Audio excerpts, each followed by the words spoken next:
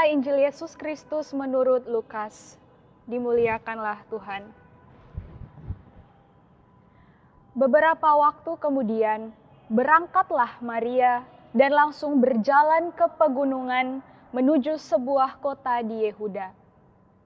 Di situ ia masuk ke rumah Zakaria dan memberi salam kepada Elisabet.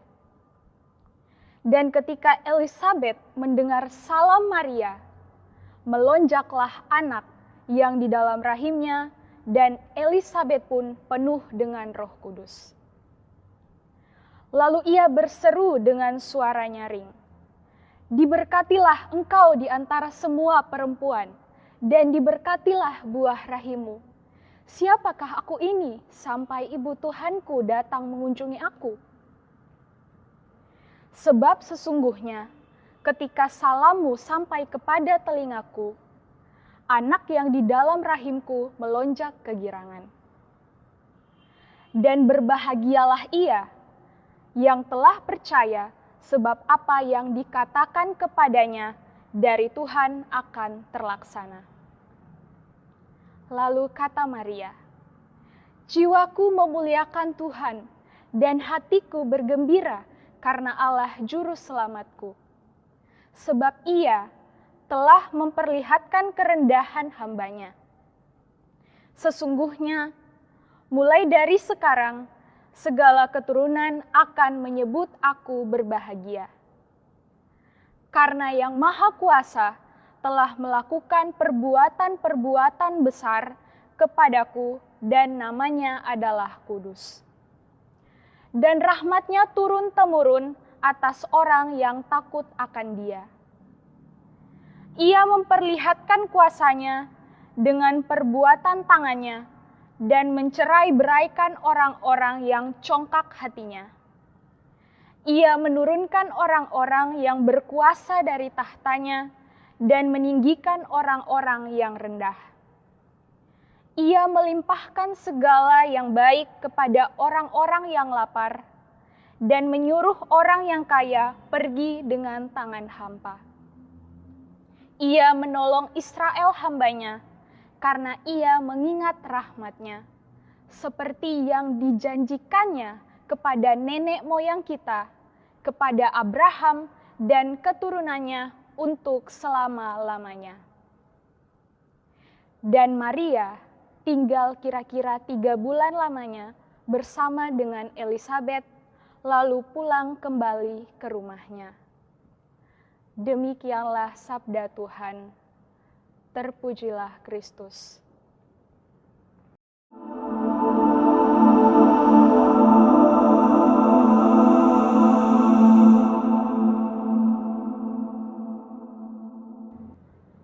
Saudara-saudariku yang terkasih, pada tanggal 15 Agustus kita merayakan Santa Maria diangkat ke surga dan juga peringatan Santo Tarsisius.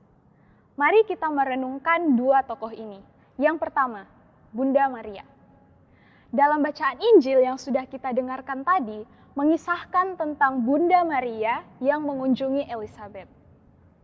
Dalam kunjungannya tersebut, Bunda Maria menunjukkan perhatian dan juga pengorbanan yang dilandasi oleh kasih.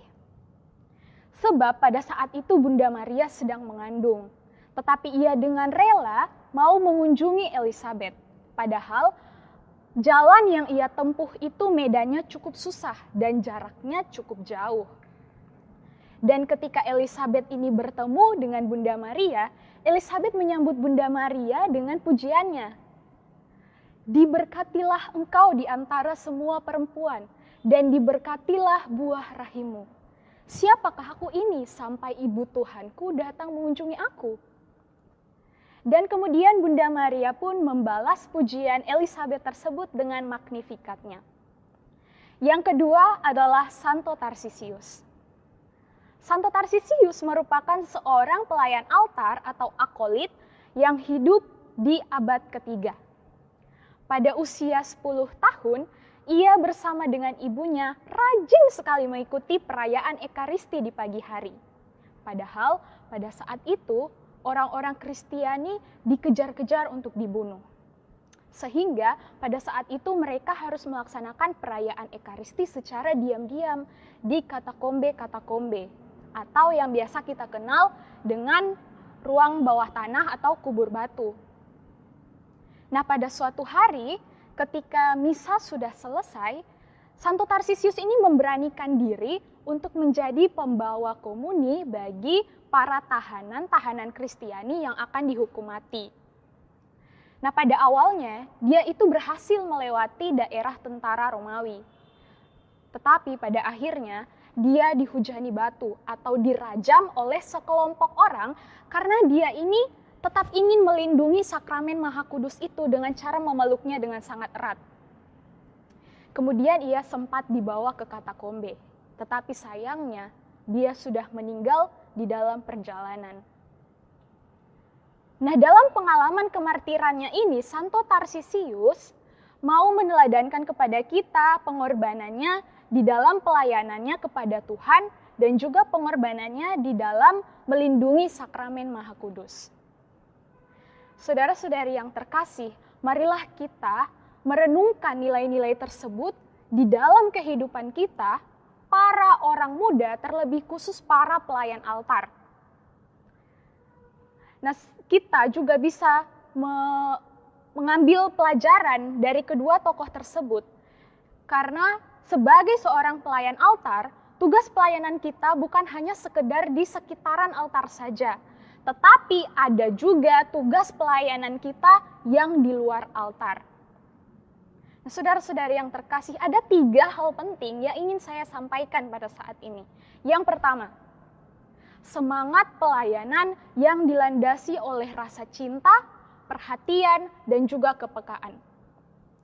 Kita bisa meneladani Bunda Maria dan juga Santo Tarsisius karena mereka mempunyai semangat pelayanan, perhatian, dan juga kepekaan yang dilandasi atas rasa cinta terhadap apa yang mereka layani. Nah, dalam menjalankan tugas sebagai seorang misdinar atau pelayan altar, kita bukan hanya sekedar datang, lalu kemudian melayani perayaan Ekaristi saja, bukan seperti itu.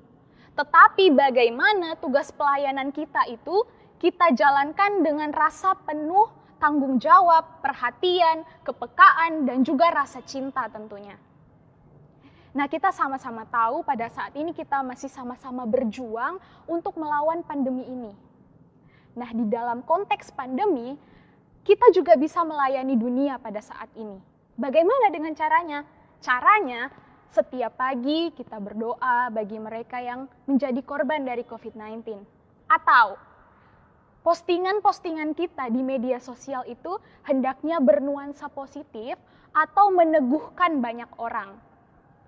Nah, dengan cara ini, kita sudah menunjukkan bahwa kita itu perhatian dan juga peka terhadap banyak orang, terutama bagi mereka yang menjadi korban dari COVID-19. Yang kedua, yaitu kehadiran yang membawa sukacita. Kita melayani bukan sekedar agar dilihat oleh orang, tetapi bagaimana tugas pelayanan kita itu bisa membawa sukacita dan juga berkat bagi banyak orang. Itulah yang diteladankan oleh Bunda Maria dan Santo Tarsisius di dalam kehidupan mereka. Nah, bahkan dalam kehidupan harian kita pun, kita selalu belajar untuk menjadi orang yang selalu membawa kebahagiaan, sukacita, dan juga berkat bagi banyak orang. Bukan untuk menjadi orang yang selalu membawa kesedihan bagi banyak orang. Misalnya, jika kita punya saudara, orang tua, kerabat, atau siapa saja yang terkena atau terpapar dari virus corona ini, kita bisa memberikan mereka semangat. Sekarang zaman sudah semakin modern, banyak sekali sarana yang bisa kita gunakan. Kita bisa gunakan WA, kita bisa gunakan Facebook, Instagram, dan lain sebagainya. Kita juga bisa video call, chatting, dan lain sebagainya. Nah, dengan cara seperti ini, kita sudah membantu pemerintah dalam melewati masa pandemi ini. Dan yang ketiga, yaitu pengorbanan. Di dalam pelayanan, pengorbanan ini harus dilandasi oleh komitmen dan juga konsistensi. Bahkan dalam artian tertentu, pelayanan ini sangatlah identik dengan pengorbanan. Pengorbanan dan juga pelayanan ini juga sudah menjadi satu kesatuan yang tidak bisa dipisahkan lagi, atau bisa kita sebut ini sudah menjadi satu paket. Nah, maka dari itu marilah kita melayani Tuhan dengan semangat pengorbanan. Nah, dengan cara seperti ini kita akan lebih siap berkorban untuk beberapa kepentingan pribadi kita.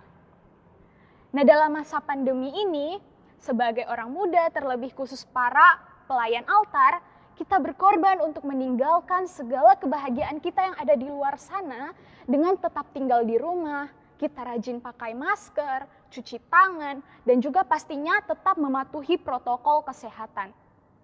Nah, dengan cara ini, kita sudah membantu negara untuk menanggulangi pandemi ini. Nah, itu tadi 3 hal penting yang bisa kita jadikan sebagai bahan refleksi untuk kita, para orang muda, terlebih khusus para pelayan altar. Tuhan memberkati kita sekalian.